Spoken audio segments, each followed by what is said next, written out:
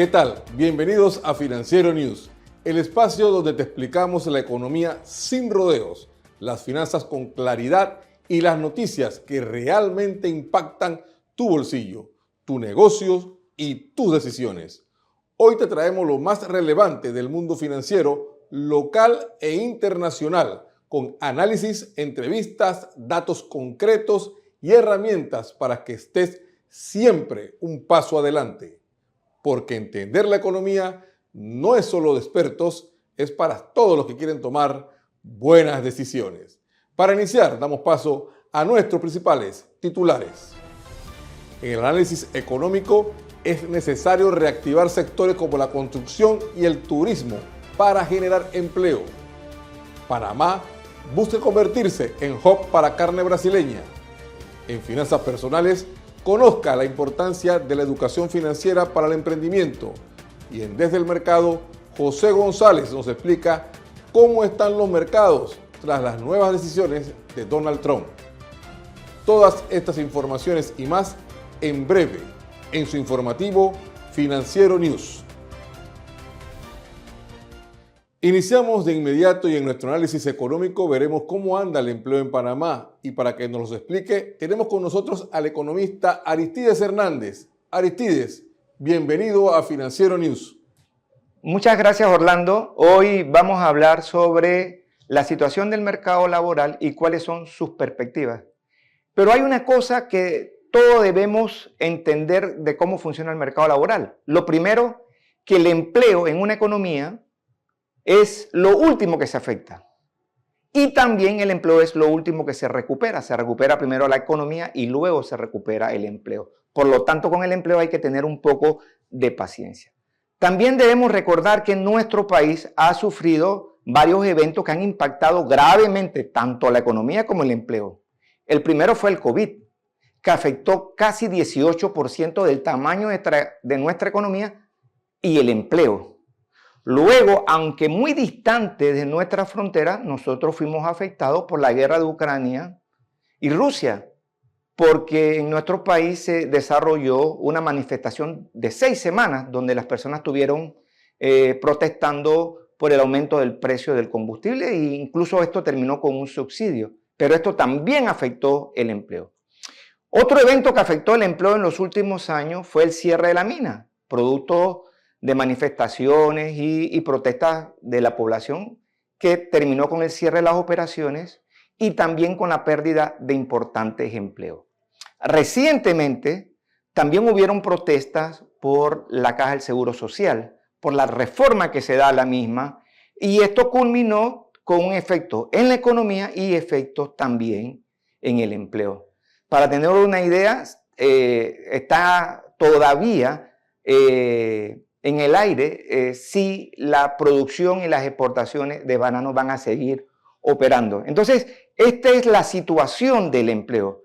Ahora, ¿cómo lo resolvemos? En el corto plazo hay actividades que son las que están impulsando la economía, como cuál el comercio al por menor, porque el consumo panameño es fuerte, se mantiene. Hay otras actividades vinculadas al turismo que también están generando empleo. Y también actividades logísticas le están dando, son parte de los motores de la economía. O sea, hay en el corto plazo actividades que están ayudando. En el mediano plazo es necesario potenciar la construcción. Recordemos que la construcción se vio afectada porque se han eliminado algunos subsidios que se daban a la vivienda, y por supuesto que esto cambió el modelo de producción de casas y el modelo financiero. Por lo tanto, este es un tema que se tiene que atender porque la construcción genera mucho empleo. Por un lado, la construcción del sector público camina, pero la construcción privada sí tiene algunos temas que atender.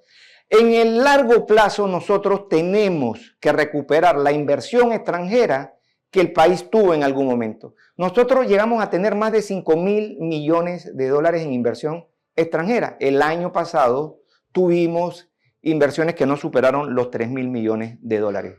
Entonces, si nosotros logramos mejorar la inversión extranjera y en conjunto logramos también mejorar nuestras exportaciones, entonces sin duda vamos a tener la ecuación completa.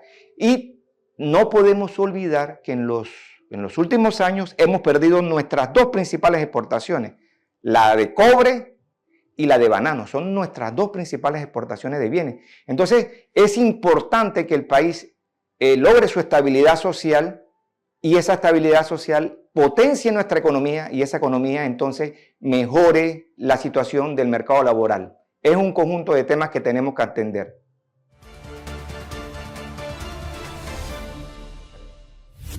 Gracias, Aristides. Avanzamos y ahora le presentamos nuestro segmento de Marítimo y Logística. El Sistema Portuario Nacional de Panamá registró la movilización de un total de 4.015.761 TEUs entre enero y mayo del año 2025, lo que representa un aumento de 61.722 TEUs respecto al mismo periodo del año anterior. Del total movilizado, 2.346.560 TEUs correspondieron al litoral atlántico y 1.669.201 TEUs al Pacífico, según datos de la Autoridad Marítima de Panamá. En términos de unidades de contenedores, se contabilizaron 2.228.311 unidades en ambos litorales. El mayor volumen se concentró en el Atlántico con 1.301.870 unidades, mientras que en el Pacífico se movieron 926.441 unidades. El principal factor que impulsa estas cifras es el transbordo, que continúa siendo el eje de la actividad portuaria nacional.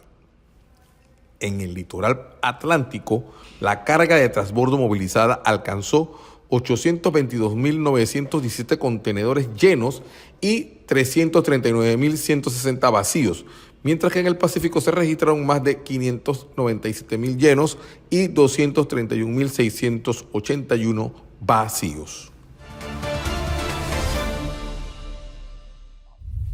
Ahora le presentamos la cifra de la semana. La cifra de la semana es 50.000 millones de dólares, el total de los daños que se pueden producir durante este año como consecuencia de tormentas y huracanes en la región y Panamá. Según información, se espera que la formación de 17 grandes tormentas de este año, con 4 de las cuales consideradas como huracanes mayores, según un reporte de la empresa Marsh basado en estudios de la NOAA. En el año 2024. Continuamos con el programa y le presentamos nuestro segmento de finanzas personales. En esta ocasión, Simón Navarro explica la importancia de la educación para el emprendimiento. Simón, bienvenido a Financiero News. Muchísimas gracias, Orlando. Hoy vamos a hablar sobre invierte en educación financiera, no solo en herramientas. El conocimiento es el activo más valioso en tu emprendimiento.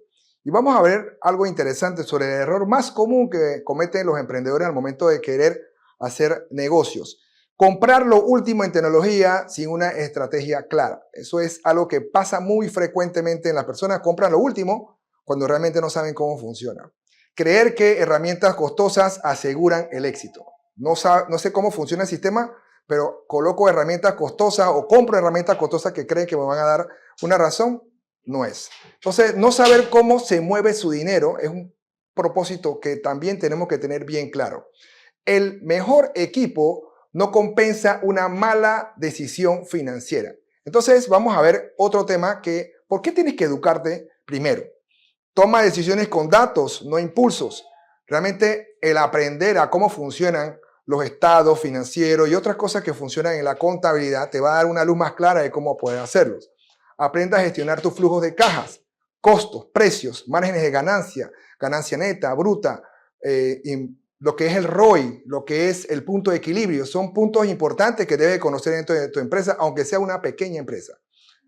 También dedica tips prácticos en acción. Dedica por lo menos unos 30 minutos diarios o 3 horas semanales para aprender sobre todo lo que tiene que ver con contabilidad. Usa también YouTube, podcast, libros de cursos gratuitos que hay bastante en las redes sociales y escucha mientras manejas o haces ejercicio. Estos son algunos ejemplos como podcast, Neurona Financiera, libros de Padre Rico, Padre Pobre, que son algunos que puedes tomar como referencia. Y recuerda, invertir en tu mente es el activo más rentable de tu emprendimiento. Así que estamos entonces esperando con esta información que puedan aprender un poquito más sobre el manejo de sus finanzas, conociendo estos detalles de la contabilidad. Así que damos el pase a Orlando. Saludos.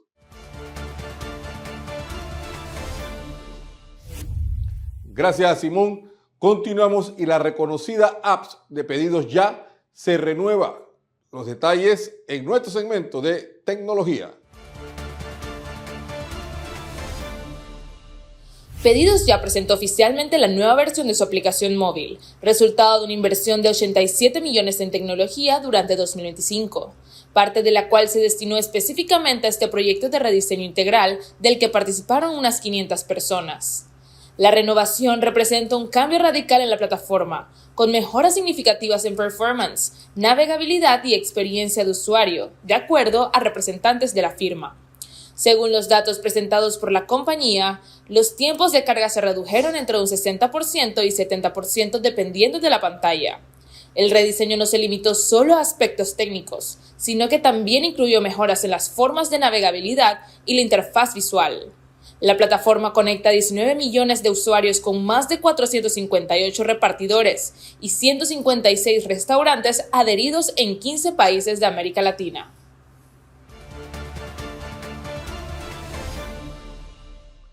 Ahora nos vamos a nuestra segunda pausa comercial.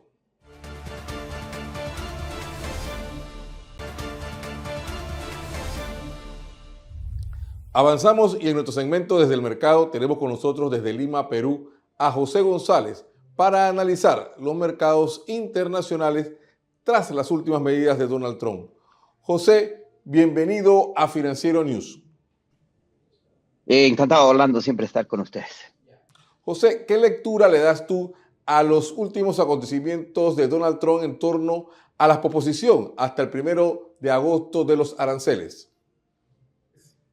Luego de resuelto el problema del presupuesto en la gran y hermosa ley que firmara el presidente el 4 de julio, y habiendo puesto de lado lo que era su objetivo principal, que es la pieza de legislación que debería ser el legado de su gobierno, en la medida que aparentemente no tiene capacidad o voluntad de emprender otra ley de esa dimensión, pues se ha vuelto a reenfocar en lo que parece ser, lo que quiere que sea, su objetivo principal, que son las tarifas.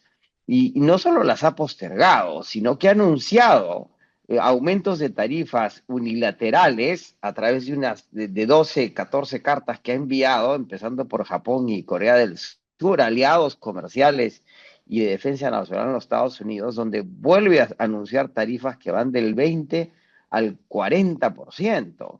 Y ha anunciado también a tarifas al cobre del 50% de los medicamentos al 200%.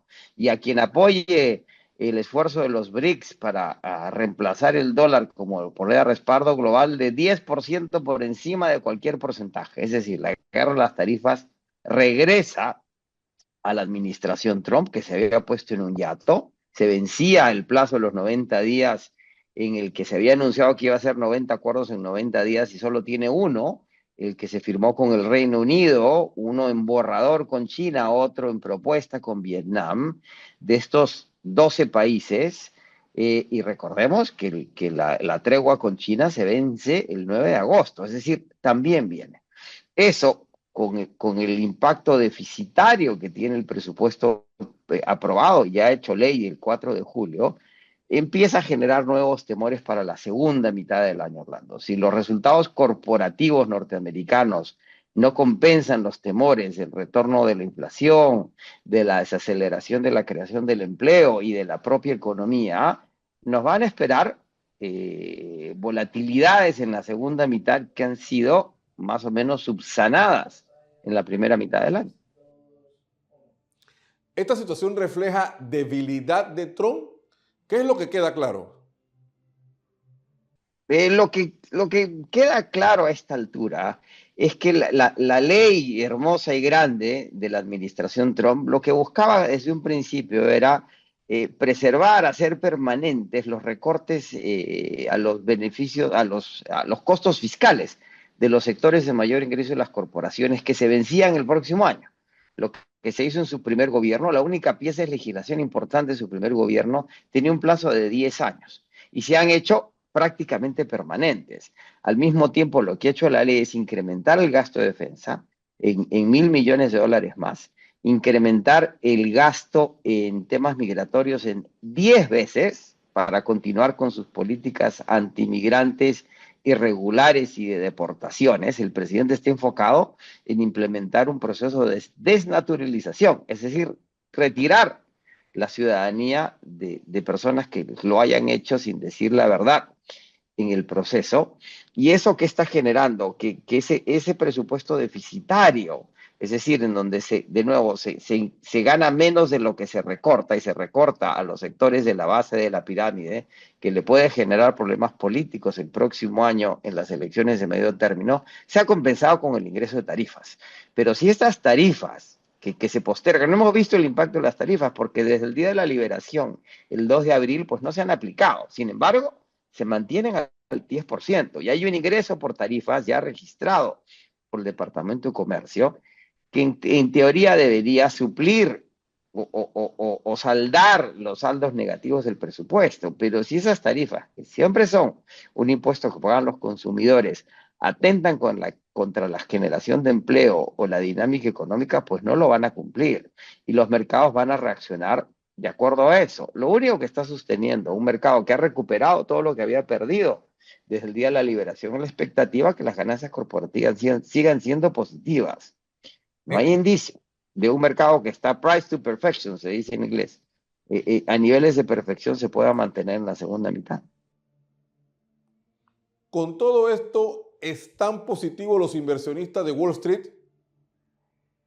Los inversionistas quieren seguir creyendo que lo de las tarifas es una maniobra para negociar, no una posición ideológica del presidente de los Estados Unidos. Y sin embargo, no hay nadie que pueda asegurar lo contrario. Más aún cuando la administración no tiene ni 6 meses en el gobierno. O sea, tenemos todavía 3 años y medio por delante en que los anuncios presidenciales pueden seguir siendo de una naturaleza impredecible que afecte la economía. Viene el problema el próximo año con la Reserva Federal. El presidente Trump quiere nombrar al reemplazante de Jerome Powell tan pronto como septiembre, cuando Jerome Powell no se retira sino hasta junio del próximo año. Powell, que deja de ser presidente de la Reserva Federal, puede permanecer como director. Son 16 presidentes, regionales en la Reserva Federal. Si de Jerome Powell se queda, el presidente solo puede nombrar un miembro, su capacidad de nombrar un presidente va a ser limitada, y ahí viene otro frente de tensión para el mercado, en la medida que las tasas de interés no están bajando por la incertidumbre que hay en el mercado, y ya lo ha dicho Powell en más de una ocasión, que si no fuera por el tema de las tarifas, ya las estaría bajando, y las tasas de interés siguen siendo altas, por encima del 4% para el bono del Tesoro a 10 años, recordemos, con un presupuesto deficitario, y en un contexto en que la inflación no baja a ese 2% buscado por la Reserva Federal, el ítem el más caro del presupuesto anual de los Estados Unidos es el pago de la deuda nacional. Después viene defensa, después vienen los beneficios sociales. La presión va a seguir siendo alta. La incertidumbre sobre una potencial estanflación en la segunda mitad, que regrese la inflación, que se desacelere la economía, va a ser grande. De ahí viene la duda de las ganancias corporativas, correcciones en el mercado. Gracias, José, por tu participación hoy en nuestro segmento Desde el Mercado. Un placer, encantado, a la orden siempre. Continuamos con más información y ahora le presentamos nuestro resumen de actualidad. Panamá avanza en su posicionamiento como centro logístico y agroindustrial de clase mundial, y tras el anuncio del presidente Donald Trump de aumentar los aranceles de las exportaciones brasileñas, las oportunidades crecen para el país. Recientemente, la Cámara de Inversiones y Comercio Brasil-Panamá eligió a Juliano Vitorino como director de Relaciones Internacionales de la Unión de Exportadores de Animales Vivos de Brasil, lo que refuerza el vínculo comercial entre ambos países y abre la posibilidad concreta de que Panamá se convierta en un punto estratégico de importación de ganado vivo brasileño con miras a su procesamiento industrial y reexportación de carne a mercados internacionales. Para concretar esta iniciativa, será clave establecer acuerdos sanitarios bilaterales entre los gobiernos de Brasil y Panamá.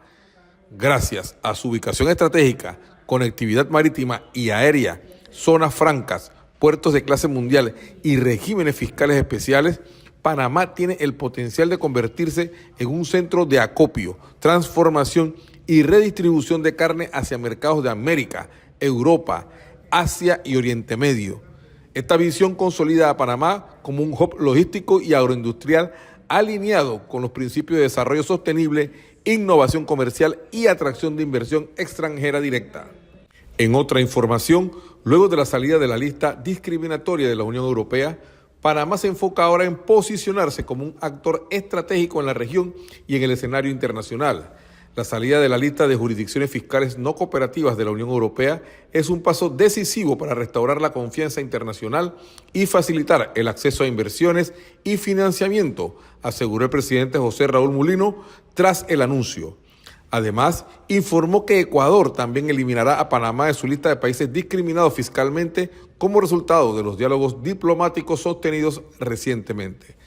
Panamá ahora manejará su estrategia hacia el Mercosur, con miras a estrechar la cooperación comercial, facilitar el intercambio de bienes y abrir nuevos canales de inversión. En ese sentido, se conoció el incremento de las inversiones argentinas en productos cárnicos que ingresarán al mercado panameño para luego ser mezclados con producción local y enviados a Estados Unidos, fortaleciendo el vínculo agroindustrial entre ambos países. También se avecina la llegada de otras empresas internacionales que establecerán operaciones en Panamá. También se informó el acuerdo de Homeport con la línea de cruceros Royal Caribbean por 18 meses y una cuota de $200,000, lo que impulsará el turismo marítimo y generará empleos directos en el país, especialmente en la costa atlántica. Por último, Moody's confirmó la calificación de riesgo soberano de Panamá en Baa3, manteniéndola dentro del grado de inversión. La perspectiva se mantiene negativa, reflejo de los desafíos fiscales, pero con un reconocimiento claro a la fortaleza estructural de la economía panameña. El informe destaca que Panamá conserva fundamentos económicos sólidos, como su historial de alto crecimiento, una economía basada en servicios con fuerte inversión extranjera, un perfil de deuda favorable y flujos estables provenientes del Canal de Panamá. Moody's también valoró positivamente la voluntad política del gobierno para enfrentar los retos fiscales, resaltando las reformas estructurales al sistema de pensiones y los recientes recortes presupuestarios por $1.900 millones. Amigos, y así llegamos al final de nuestro programa y nos despedimos, no sin antes reiterarles que pueden volver a ver esta edición en nuestro canal de YouTube y le invitamos a que nos sigan en nuestras redes sociales. La invitación para la próxima semana, con la información que usted necesita saber para tomar buenas decisiones. Hasta pronto.